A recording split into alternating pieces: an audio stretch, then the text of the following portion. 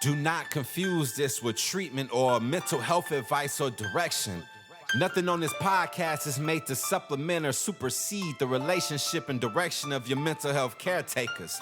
Although David Kozlowski is a licensed marriage and family therapist, he is not functioning as a certified mental health professional in this environment. And same applies to any professional who may appear on the OG Therapy podcast. Welcome to the OG Therapy. Hey everybody, welcome to another episode of OG Therapy. And today's episode is about social media, and I'm calling it to post or not to post. That is the question. So before I get into it, I just want to tell you, in my line of work, I have a lot of people that come to me and they'll say something. I'm thinking about one client in particular. They don't know who they are. I'm not going to give away any of their information. This was a few years ago anyways.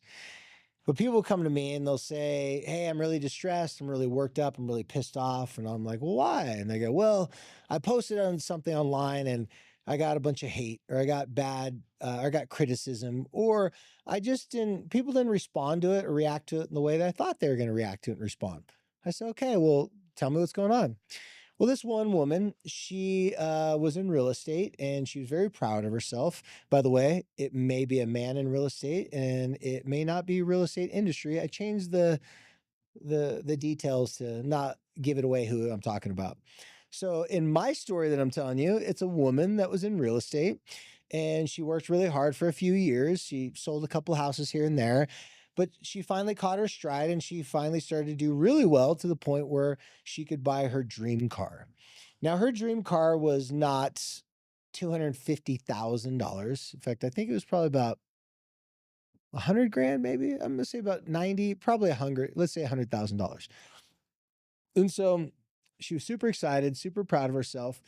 And she said, I just wanted to post for a couple of reasons. One, I just want to let people know that you can accomplish your dreams. Anything you put your mind to, you can do. And it was a dream of mine to have this car someday. So I worked really hard and I got it. So just to kind of motivate people.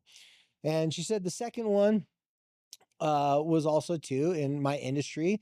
Success is a big thing. And people, when they can show proof of success and the homes that they've sold and maybe the properties that they've bought for themselves or assets that they have, then that's going to give people confidence that they're able to execute and get them a good deal and be a great real estate agent. So that was her second reason. Now, she didn't bring up the third reason. The third reason was she wanted to just share it with family and friends and let them know what she's up to. It was the fourth reason that she didn't bring up that I brought up the fourth reason.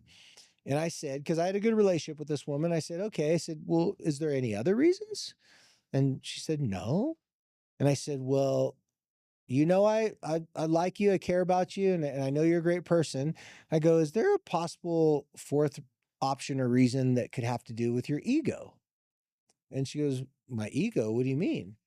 And I said, well, everybody has one. I'm not, accusing you of having something that you shouldn't have. Everybody has an ego. Egos can be great to get you to take pride in things and to work really hard. I said, but could part of it been just like you wanted to show people, maybe your haters, maybe the people that didn't believe in you when you quit your one job and get into real estate? And I just kind of went on this list, like, is it possibly a little bit of a flex, or is it possibly a little bit of like, here's my, all the critics that didn't believe me? And at first she started to go, well, no, she goes, my real reason is all these other reasons. I go, no, I get it. That's your main reasons. But is there a little bit of you that kind of wanted to let people have it? Like, and she's, maybe. She goes, there was a couple people in my family that called me stupid for getting into real estate. And this one family member of hers said, oh, you're only getting into it because you're a good looking woman. And I hate it when good looking women put on a business suit and try to sell homes. They think they're a real real estate broker, blah, blah, blah. And they're not really, they're just using their good looks. And so she didn't mention that person. She also mentioned a couple of her friends that they're successful on money. And they're like, oh, they kind of dismissed her of being able to ever get her dream car, whatever. And she goes, I guess maybe like 1% or 2 or 3, maybe 10%. I said, okay, that's fine. As long as you can acknowledge that there's a little bit of ego involved. I bring the ego part up because a lot of us do think about people that have dissed us, that have belittled us, all the way back to childhood, to elementary school, middle school, high school. And sometimes that can be a great motivator and that can drive people a lot. And I know usually a lot of people talk about shame in a negative way. But I can tell you, shame has gotten a lot of people lots of money and motivated people to do lots of really hard, difficult things because they were shamed so bad by someone or someone told them that they sucked and they weren't capable. And they're like, oh, I'm going to prove them wrong. I'm going to show them. So they use that shame and they flipped around and use that in motivation. Now, I'm not saying it's the best motivation or it's the most long lasting motivation, but it can motivate people to do a lot of things. So in this conversation, she did admit that it was part of the ego, the shame and the just proving people wrong. So I say, great.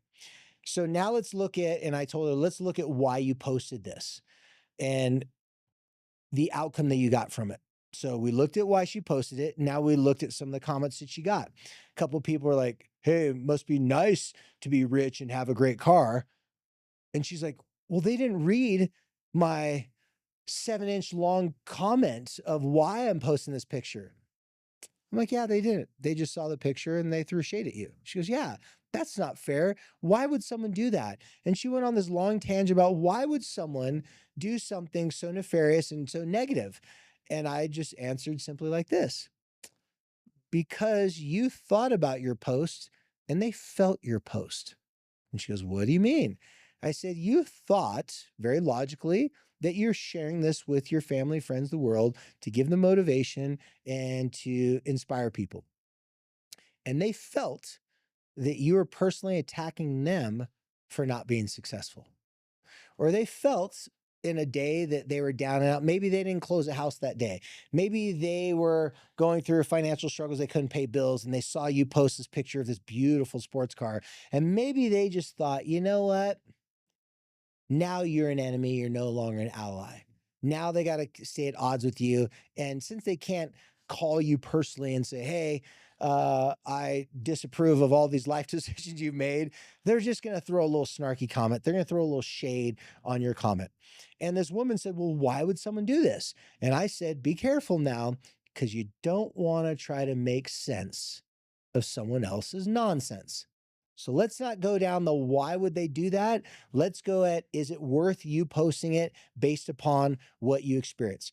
So she had a very bad experience. She had a number of bad posts, people that she thought would be supportive or just out of the blue, just randomly said negative things. Some of it was kind of nonchalant negative, another was just blatantly negative. So I go, look at this experience. How much has it worked you up? She goes, I can't sleep. I've been thinking about it. Okay, here's the logical things that you did it for, and here's the emotional reaction. So, based upon what you know right now, would you post that same post again?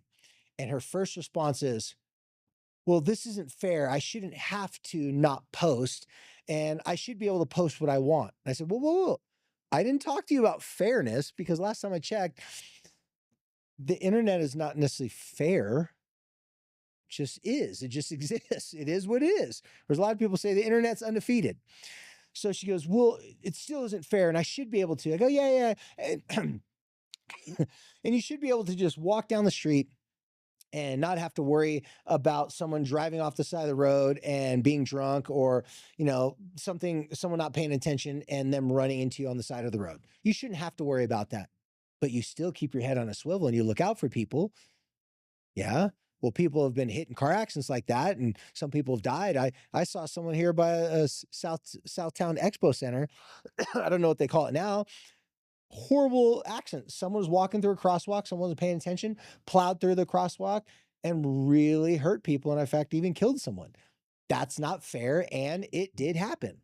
So as I continue this conversation, I was trying to help her see that let's look at this without your emotions, without what's fair, what's not fair, and let's look, is this the right thing for you in your state of being, in your mind, in your life right now to share with the public, or should you have just shared this with your closest friends? Again, she wanted to get into the fair stuff. I said, no, get the fair stuff out of your head. Is it helping you that you posted this or is not helping you? She said, obviously it's not helping me. It's okay. So if you wanted to share this great moment in your life, if you had to do it again after this experience, how would you have done it? She said, well, I would have texted and messaged my closest family and friends. She goes, which I did. I go, okay. And I go, would you have posted about it online? She goes, I'll be honest with you. I'm trying to find a way that I could still post it, but it's not really worth it. So now that I know what I've known, I wouldn't have posted it. She goes, but what if something else comes up that I want to share about my family or my accolades? Can I be allowed to post? I said, hey, you can literally post whatever you want. This is not about you can or you can't. This is about should you or shouldn't you based upon how it helps you and how it could possibly hurt you or harm you or just frustrate you. And so as we went back and forth a little bit, she said, you know what? I could have posted something like this instead. And so here's what she concluded. She could have posted, hey, just want to let all my clients know out there, I'm so thankful that you guys have trusted me, thankful that you've referred people to me. I'm excited that I was just successful in closing another house and my career is going in the direction I want it to go. And I just want to thank everybody that supported me on my way up. That's it. So I asked her, well, why would you have posted that versus the picture of the car, the dealership, the keys, the starting it? Like, because it was quite a production, the first one. And she said, I didn't think about people struggling financially, and I didn't think about people comparing their lack of being able to buy that car to me. She goes, which I should have, because she uses that quote that a lot of people use all the time. She's posted about it before, where the quote goes something along the lines of envy is the thief of all joy. I believe that was a Roosevelt quote, or Roosevelt's wife gave that quote. And she said, I wasn't meaning to do it. And I just didn't realize that it could be taken that way. But I talk about that all the time. We don't want people to compare themselves. And that's a horrible part about social media. So she concluded that from now on, she was going to try to focus her posts at not aligning with any type of comparison. She did say, she goes, the hard part that she has, she does want to post about her kids. And the kids one, she asked me and my advice on. She goes, what do you think about kids? Like my kids, if they do good in a sporting event and they win a trophy or whatever, can I post that my kids won this thing or whatever? I said, absolutely. However, you do have to understand outside of business and money, kids and how good someone's child is doing could also seem like a big flex as well. So if you wanted to avoid hurting people's feelings and you wanted to just post about your kids and kind of kill those two birds with one stone, I would suggest that the post be less highlighting your kid as if they're a celebrity and more just acknowledging them as a kid. And the reason why I put that up there is because, like, for example, I got a son who's 10 years old and, he does different types of sports. And a lot of parents in that 8, 7, 9, 10 year stage is like, man, my son's doing really good at this and my son's accomplishing this. I always make it a point when someone asks me about how my son's doing, if he's doing good at something, I will say, yeah, he's doing really good. And yeah, even recently I said he's ranked in the top 10 and top 5 in the state in swimming, these certain categories. And then right when I said that, I stopped myself and said, and that's really cute for now. But last time I checked, they don't give Division I scholarships to 10-year-olds. So, who knows if he'll even be swimming in the future. Right now, we're happy and we're proud of him. But, it's just really good for him to compete in something.